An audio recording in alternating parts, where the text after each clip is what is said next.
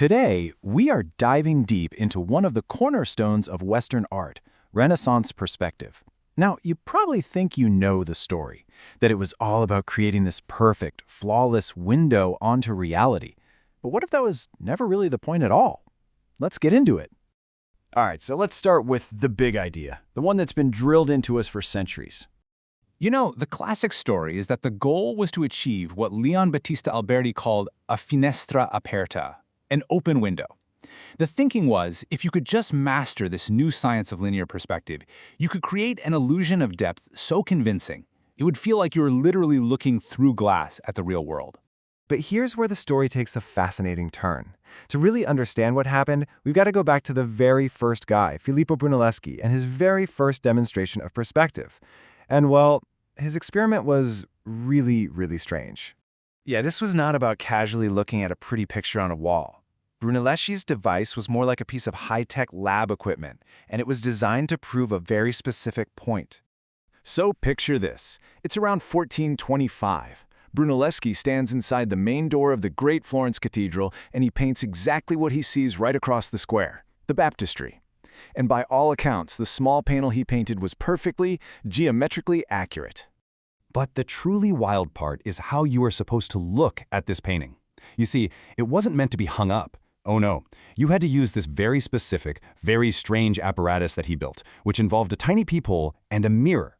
The whole process was incredibly precise, almost ritualistic. You had to physically press your eye to the back of the painting, looking through a little hole drilled in it. Then you'd hold up a mirror in front of you and find the painting's reflection. This wasn't a window. This was a contraption designed to lock your eye into one single, unmoving, perfect viewpoint.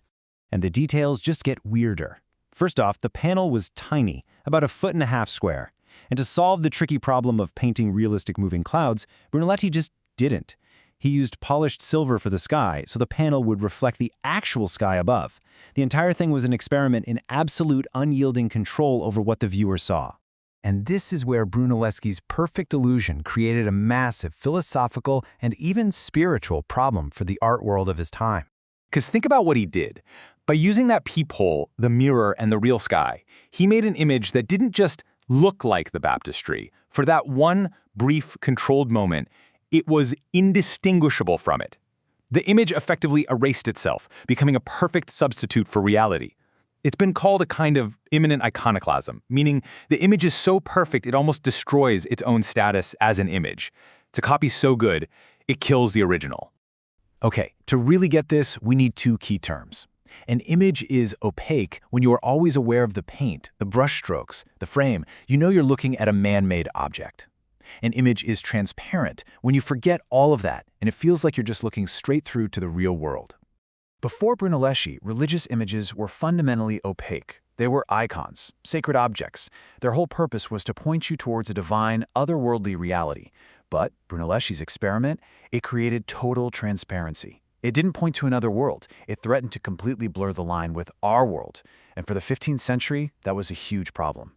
So, what do you do with a tool for perfect realism when your entire job is to paint things that are, well, miraculous?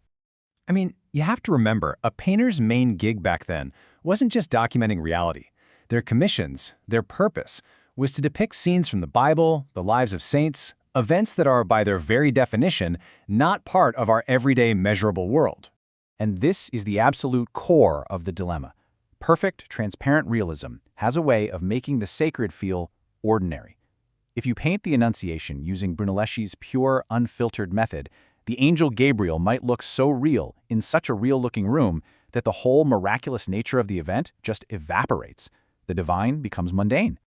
So did painters just ditch perspective? Not a chance. They did something much cleverer. They didn't reject it. They hacked it. They learned how to tame that perfect window to serve their sacred purpose. Okay, take a look at this fresco by Filippino Lippi. He uses perspective beautifully to create a sense of depth. But then he does something really disruptive. See how the figures on the sides seem to be standing in front of the painted pillars? They're literally breaking the frame. It's this brilliant, subtle way of reminding the viewer, hey, you're looking at a painting. This is a constructed image. He's putting the opacity back in. Here's another incredible example. In this famous painting of an ideal city, those columns in the foreground create this perfect, deep illusion. But at the same time, they also work as flat, vertical bars on the surface of the painting, like part of the frame. They exist in 3D space and on the 2D surface at the exact same time. It's a visual paradox that constantly forces you to be aware of the tension between the illusion and the actual painted object. And what this shows is that the best painters didn't just adopt perspective like a simple formula. They saw the conflict that Brunelleschi's invention created, and they leaned into it. They used perspective to set up the expectation of a perfect window, and then they cleverly broke that expectation, creating a much richer, more thoughtful experience. And all of this brings us to a new, more nuanced understanding of what Brunelleschi really did. It wasn't about replacing the old way of seeing, but about profoundly challenging it. The art historian Hubert Demisch put it perfectly. He said there was a rupture, a clear break with the past. But it wasn't a clean break. The old ideas had to be carried forward and transformed into something new, what philosophers call it Aufhebung. The old is both cancelled and preserved in the new. So in the end, Brunelleschi's experiment was so radical, so powerful in its illusion, that it forced every single painter who came after him to think way more deeply about what an image actually is and what it's supposed to do. They couldn't just paint a simple icon anymore. They now had to consciously wrestle with this delicate balance between transparency and opacity, between heaven and earth. And that kind of leaves us with a final thought, doesn't it? Brunelleschi's perspective was, in essence, a new technology of vision. And like so many technologies, maybe its true, lasting impact wasn't in erasing what came before it, but in forcing us to grapple with that past in a much more complex, creative, and ultimately more human way.